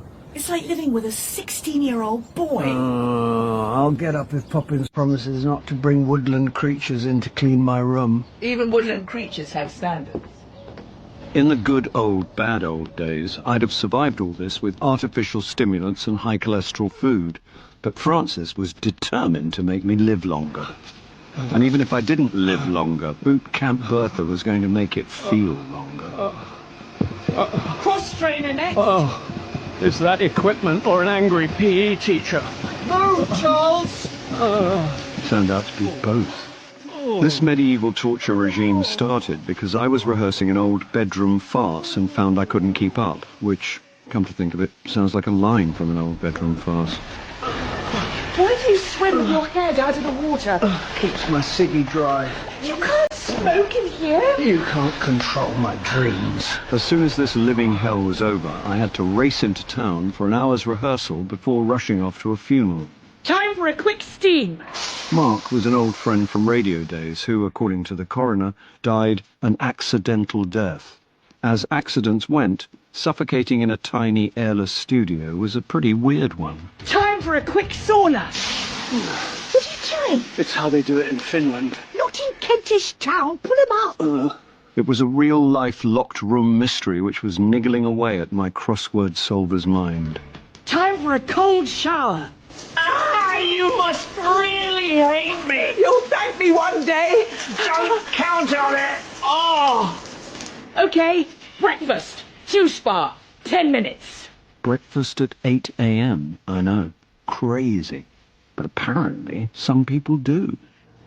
At least I'd earned a proper slap-up cooked brekkie. 1 organic porridge, 1 gluten-free muffin. Enjoy. Thank you. I could kill for a full English. It'd kill you first. I hate grey food. Shut up and eat your porridge. At least the coffee's real. Actually, it's decaf. Decaf's the work of the devil. You won't believe this, but you are looking better. Then what? Before. How bad was I before? Nosferatu meets Charles Hawtrey. Ooh, there's one missed casting opportunity. Private Whittle as the Prince of Darkness. I bet you feel healthier. How should I know? It's a whole new experience. But you've got more energy. Well, we'll find out. In Torquay. Torquay? You promised. I saved your text. Lunchtime. Show self-restraint to win reward. Remember Torquay. Triple exclamation mark, smiley face, winky face, red lips, kiss, kiss, kiss. You can't renege on a promise. Hypocrite. You'll kill a fairy. Elfin homicide never stopped you. I'm doing the fitness thing to please you. You're also doing the whining thing. How long's the run of the show? It's limited to 12 weeks, so National Treasure Bernard can fly straight out to Lithuania for a corset and bonnet drama. OK, here's the deal. Stay clean to the end of the run, and we'll have a good time in Torquay. How good? Very good. Where's that cold shower when you need it? 10 a.m, second stop of the day. I was in the green room when I overheard Bernard and Tony in the corridor outside. I know it's not your fault, Tony, and I appreciate you're under a lot of pressure. Like you wouldn't believe. We were all worrying about the lack of publicity, but Bernard had taken on the role of company spokesperson. Trust me, Bernard, I talk to them daily. In fact, I talk to them several times a day. Since our director suffered a fatal heart attack, poor beleaguered company manager Tony had been put in sole charge by tight-fisted producers determined to do everything on the cheap. Is there nothing we can do? My every waking hour is taken up with getting the show up and running. I know. In fact, so are most of my sleeping ones. And you're doing a great job. Thanks. But if we don't get bums on seats... If you've got any ideas... I'll put in some calls. See what I can do. You're a star. Oh, Pippa was looking for you. Susie was convinced Bernard was leching over Pippa. Then again, Susie was a world-class gossip and also envious as hell about young Pippa's rapid ascent through the business. I have never needed a coffee more urgently. Me too, but it's on my banned list. Suppose you heard all that. I don't blame Bernard worrying about ticket sales. Unfortunately, he thinks I've got more influence than I have. You handled him very well. I've known him a long time. There's always a future for you in the Foreign Office. They take anyone these days. Also, I'm in this business for the long game. That's the trouble with stage-struck kids. Once it's in the blood... What did it for you? First nativity play. Snap. Who'd you play? Balthazar, a wise man. My parents were so proud. Not quite so keen when I went pro. Unsteady work, uncertain future. Now, they're very religious. Didn't want me mixing with immoral types. Of course, nothing excited me more. They were much happier when I stopped acting and went into management. So much more respectable. I even wear a suit. God bless them. They've never pestered me about my private life, and they've been incredibly supportive. They sound great. I owe them everything. Now, you've got to get off early to Mark's funeral, so I've rescheduled to run your bedroom scene first. Much appreciated. Some things take precedent over the show. Are you in there, Gordon? In the previous scene, Susie and I had been playing strip hide-and-seek all over the vicarage, and I'd lost. Ready or not, here I come. It's a lot harder to play drunk than be drunk, but I was doing my best to act half-cut with the vicar's oversexed and underappreciated wife. Ta-da! Da-da-da! Well, what did you expect from a 70s farce? What do you think? I lay under a duvet while Susie posed in standard issue sexy lingerie. I bought it just for you. Golly! Is that it? Crikey. Do you like it? I'll like it even more when you take it off. Oh, Gordon. Oh, Caroline. We've waited so long. Oh. I'm back. Brian! You said he was in Canusi. He is. He was. A week's interfaith golfing in the Highlands. Hello, darling. I've got Alec. They're both here. Get dressed. I can't. Why not? Strip hide and seek, remember? At least put your pants on. They're in the vestry. Then put your vest on. It's in the pantry. Are you upstairs? What am I going to do? Squeeze into my ottoman. I beg your pardon. In here. Now. Oh, I'll never get in there. Just shut up and... Oh! There you are, darling. Tony gave me the all clear, so I quickly changed into my best suit, well, my only suit, and hurried over to Lisa's place. Gina hates me already. Imagine what she'll say if I turn up late. Gina was Mark's former wife, and mother to his daughter. Come on! But he deserted the family for Lisa. The light's green, moron! We tailgated every car to the A40, at which point Lisa floored it and we took off over Notting Hill. Thanks for coming, Charles. I know you're rehearsing, but I really appreciate the moral support. Tony was very good about it. Then I'm grateful to him too. Oh, I'm not looking forward to standing around eating canapes and trying to avoid the Medusa stare. Where's the funeral being held? Broadway. Every actor's dream. Worcestershire. Swinging past a gated lodge, Lisa skidded onto a gravel drive and we joined a cortege towards a large manor house, which I took to be a hotel. Oh, this is a nightmare. You've got every right to be here. Gina's the grieving widow and I've been cast as the Scarlet Woman. You were Mark's partner. That's not how the family see it. They never actually divorced. Oh, God, there she is. Look, you'd better go and pay your respects. I'll hang back. Like the whistle. What are you doing here? I felt it only right to pay my respects. Also, the house is an arts and crafts Lutyens masterpiece, and still in the family, so I'm hoping for a shufti. Whose family? Mark's. What? Charles, you're on. What? Oh, hello, Gina. You won't remember me, but I came to your flat in Peckham once or twice. Charles Paris. You do remember? I used to call you the milkman. Why? You were always turning up in the early hours with a bottle. Very good. I did crash on your sofa for a couple of nights. 17. That's very precise. You don't forget a thing like that. Maurice Skellen, agent and personal management. We haven't met, but Mark worked with a lot of my top talent. And Charles, I'm so sorry for your loss. My brain was still recalibrating and reassessing the Mark I thought I knew when a non-denominational celebrant kicked off proceedings. Great to see you all and welcome to this joyful musical commemoration of the life of Mark Lear. If you'd like to follow me, India will accompany us on the hurdy-gurdy. We passed through the kitchen garden, crossed the ha-ha and climbed to the top of Mark's favourite hill. With the music and the straggling procession, it was all a bit Wicker Man, everyone clumping through mud, while I picked my way twixt puddle and cowpat. Did I see Gina giving you a hard time? There was a moment when I thought I might turn to stone. Is this really Mark's family home? Where he grew up? Wow. Why the surprise? He was always banging on about the over-entitled and privately educated. Now I discover he's a scion of the landed gentry. Middle-class guilt.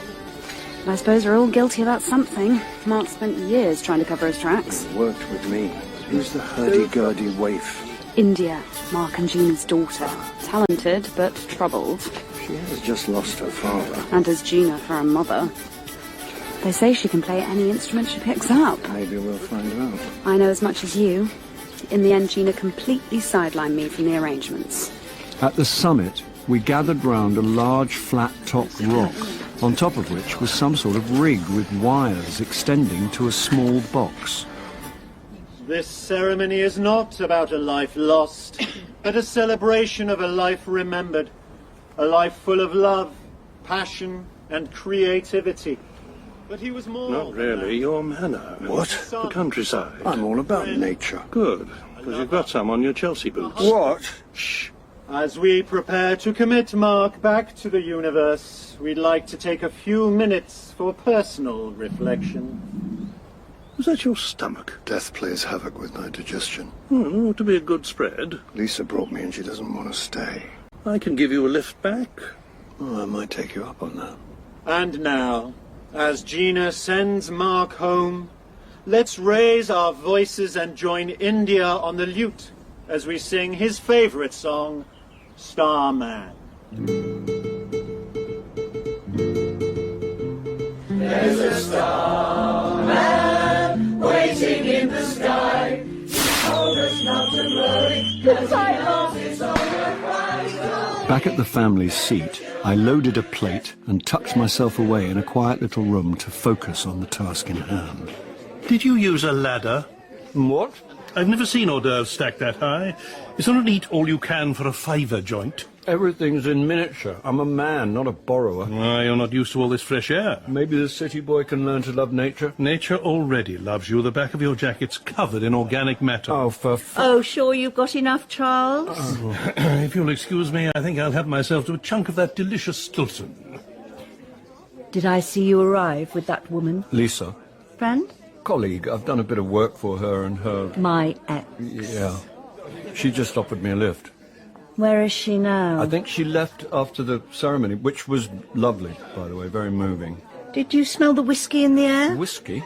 Mark's ashes were dispatched along with a bottle of his favourite malt. Seemed appropriate.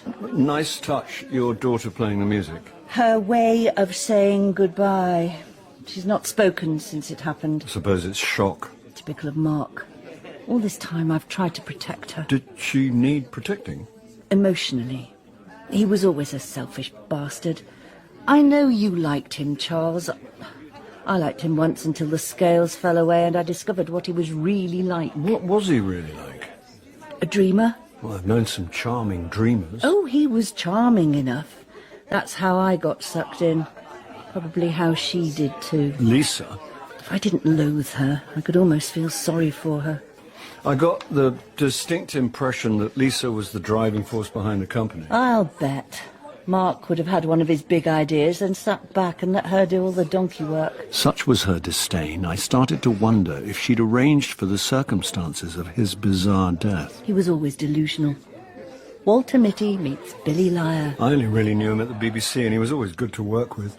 I know he got fed up with all the corporate management, but if he'd stayed, he might have been happier. He didn't have the choice. He was fired. Fired? Let go. He told me he left. Of course he did. There was a round of redundancies. Mark was very much old BBC, so surplus to requirements. Do you know if he'd made enemies? He was always dishing the dirt on his colleagues. But that was Mark. Moan, moan, moan. Did he ever mention a memoir? The famous memoir. So it does exist? I didn't say I'd seen it. Be honest, Charles. Can you imagine Mark sitting down to write a book? Or a shopping list, for that matter? Well, I've learnt so many new things about Mark today. I'm not sure I knew him at all. Writing requires long hours, hard work and tenacity. Mark never had any staying power. The only things he went out of his way for were chasing women and the next drink. When did you last speak to him? The night he died. Oh. He was still at the studio. Sounded drunk, of course. He phoned to ask what India would like for her birthday before descending into the usual mawkish litany of regret, apology and self-pity. Of course, I'd heard it all before, so I didn't know he was going to do what he did. The coroner said accidental death. Maybe. It's a handy catch-all, especially for the insurance company. I just hope Lisa's not in a hurry for a big payout. I doubt if it's crossed her mind. Oh, dear Charles. So clever, yet so naive. If you hear anything about the insurance, will you let me know? Sure. This is very quiet. It's electric. Frances would love one of these. Happy to give her a test drive. How much was it? Just shy of 65,000. We've all got to do our bit for the environment. I've got a Sainsbury's bag for life. Get George Monbiot. You and Gina were very deep in conversation when I left you. Gina thinks Mark may have killed himself. The inquest said accidental death. Yeah, I wonder. Don't. That studio was tiny. Charles. More a soundproof booth. How many times? It was also hot, windowless, the aircon was kaput, and the inside lock of that heavy door was broken. Are you going to do this all the way back to There London? wasn't even a socket to plug in a phone. It was a tragic accident. Or someone locked him in from the outside, someone who felt threatened. Someone who knew about Mark's kiss and tell memoir. Exactly. Except no one's managed to confirm this elusive memoir even exists. That is a slight flaw. Or a gaping chasm. But if it does exist... The only thing this car hasn't got is an ejector seat. If someone with enough to lose thought it existed, that might be enough motive to kill Mark. You mean Bernard Walton, OBE, much-loved actor and cuddly national treasure? We all know he's angling for a knighthood. You said he wasn't in the studio the day Mark was mouthing off about his memoir. Someone could have told him, and he's not as squeaky clean as his fans think. We know he smokes a lot of weed. For his lumbago, we've been through this, Charles. And he's long-term married, yet very close and friendly with a much younger actress in the show. Which could be A, entirely innocent, B, a bit creepy, and C, unless Pippa makes a complaint about him, not a crime. Okay. Freddie, then. Much more of this, and I'm going to commit murder. I've given you the gossip on Freddie George. Way back when he was young and needed the money, he made some cheap porn. Tacky, sure, but once again, not a crime. You're really not helping. Good. Now, if you wouldn't mind, I'd like to luxuriate in 65k's worth of silence till we get back to London. Fine. Have you got any music? Morris dropped me at the rehearsal room, just in time for me to run a scene of farcical misunderstanding between me, Freddie, and Susie. But if Gordon was in the Ottoman... Which I was. And Alec was in my own suite... Which I was. Where on earth was Brian? In the library with a piece of lead pipe. I'm serious, Brian. We're not playing Cluedo now. I'll tell you where I was, Caroline. I was at the doctor's surgery, where you seem to spend most afternoons. Are you ill, Caroline? No. You're not pregnant. No. Then she's having an affair with the doctor. But it's a lady doctor. Oh! You mean... Well, Caroline? Who'd like tea? And freeze. Applause. Dim lights. Curtain down. Thank you, everyone. 9 o'clock tomorrow morning. At the end of a day like that, I'd usually hit the nearest pub for several unwinders, returning home when fully unwound. Not anymore. Welcome to Juice and Annie. I'm Baxter. You been here before? No. So this is how it works. Do I have to know how it works? Can't I just order a juice? Of course you can, man. What's it to be? What's in an ass-kicking assassino? My personal favourite. Juiced asparagus, kale and lime. Really fires up the immune system. Okay, Baxter, fire me up. You won't regret it.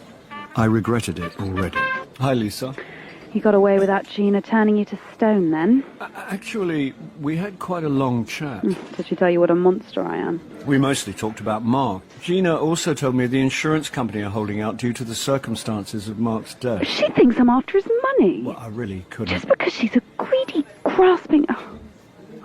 All I ever wanted was Mark. Call me a silly romantic, but we agreed that his only beneficiary would be India. Gina can think what she likes, but it's all signed and sealed, so as far as I'm concerned, she can go to hell. Signed and sealed sounded pretty cast iron, or copper-bottomed, one or the other.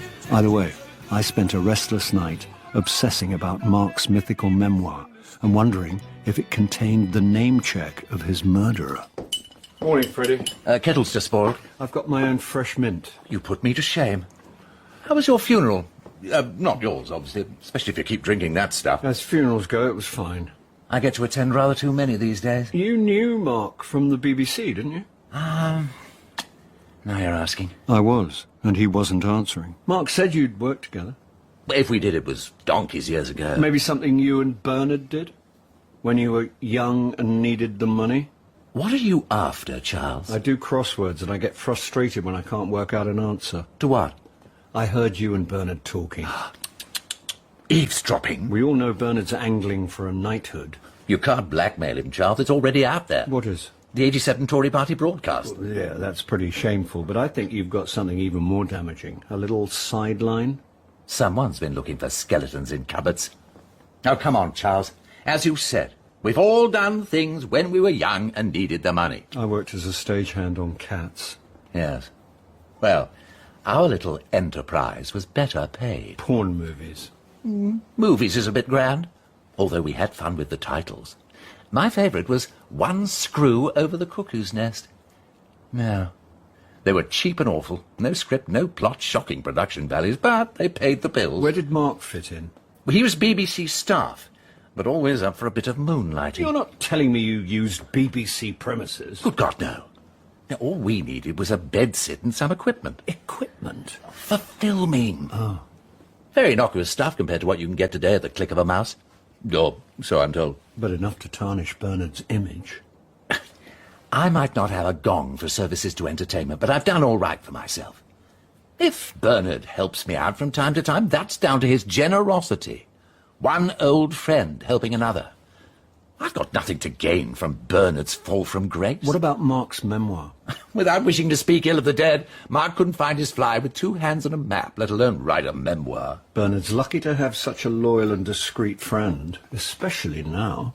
Now? His friendship with Pippa. What? Pippa's his goddaughter, you twerp. How do you think she got this job straight out of drama school? Still smarting, I went outside for a breath of air.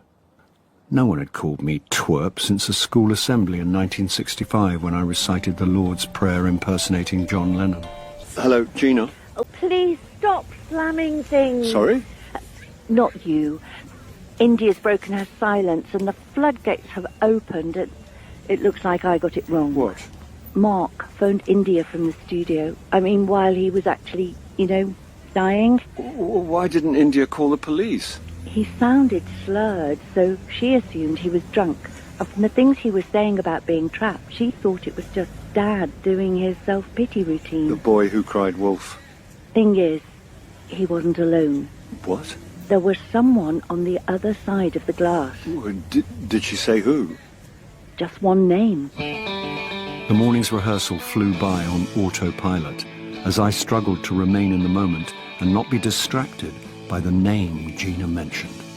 Lunchtime was going to be thinking time. I'm going to get a takeaway miso soup. Do you want one? I've got some stuff to do, but if you're offering, I could go a red-hot chili ramen, extra chili. Do you want some cash? When I get back. Okay. Holed up in a quiet green room with a phone and decent Wi-Fi, I started to put 2 and 2 together, and before long, I found what I was looking for. See the one show last night? Damn! Missed it again. Bernard was on, and God bless him, ticket sales have gone through the roof.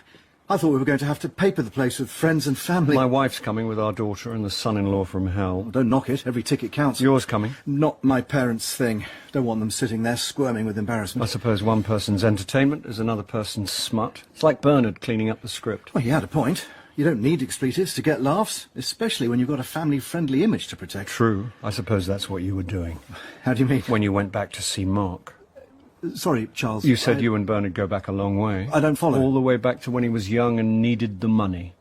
Am I being accused of something? To start with, I thought you were just trying to protect him, but when you said you'd started as an actor, I wondered if it was someone else you were protecting. What are you on about? Freddie told me about his little sideline and Mark's involvement. I think you were in those films. What films? Come on, Tony. The films Mark was going to list in his memoir. That's when you panicked. Your parents are very religious. Leave my parents out of You've this. already said they didn't want you mixing with immoral theatrical types. I said leave them alone. Imagine how they'd feel if they discovered you'd been in Flirty Gary, Dogging Day Afternoon, and my personal favourite, Fiddling on the Roof. You've got Mark's memoir. No. I doubt it even exists, but who needs a memoir when you've got a phone? If your parents found out about your past... Stop talking about my parents! They'd disown you. They're good people! It'd kill them. I'll kill you in a minute! Like you killed Mark. Tony! 1 chili ramen extra hot! Scalded by miso soup, Tony was carted off to hospital and from there to a police station. With one director dead and his stand-in accused of murder, the producers decided to cut their losses, and one door did close before it opened. On the plus side, I'd stuck to Francis's health regime, and she came good about Torquay. Didn't I promise you a good time? You certainly did. I'm coming on all from here to eternity. Do you think Burt Lancaster and Deborah Carr with this cold? We'll warm up if we move around a bit more. Oh, moving around sounds good. Oh. Charles? Yeah, just keeping warm.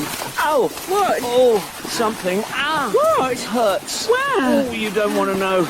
Maybe I'm rubber intolerant. Let me help you up. Oh, I don't think that's a good idea. Come on! No! Just feel the swell! No! Nearly up! Francis! Here we go!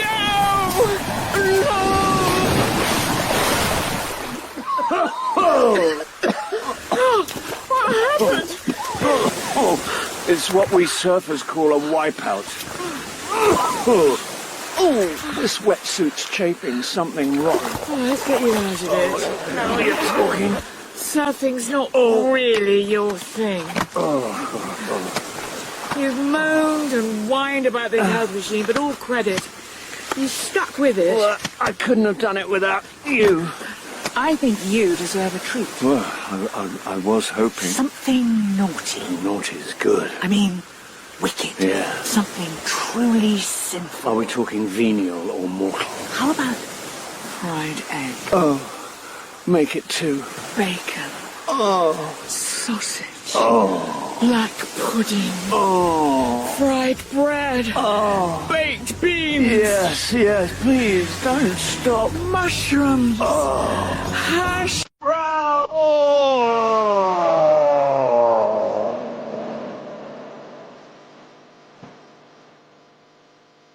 In episode 4 of Charles Paris, Charles was played by Bill Nye, Frances by Suzanne Burden, and Morris by John Glover. Susie was Jan Ravens, Lisa Isabella Inchbald, Freddie Philip Bretherton, and Bernard Sean Murray. Tony was Clive Haywood, Gina Ellie Darville, the celebrant David Reeks, Baxter Adam Fitzgerald, and the waitress Kath Weir. Dead Room Farce was written by Jeremy Front, based on the novel by Simon Brett. The director was Sally Avens.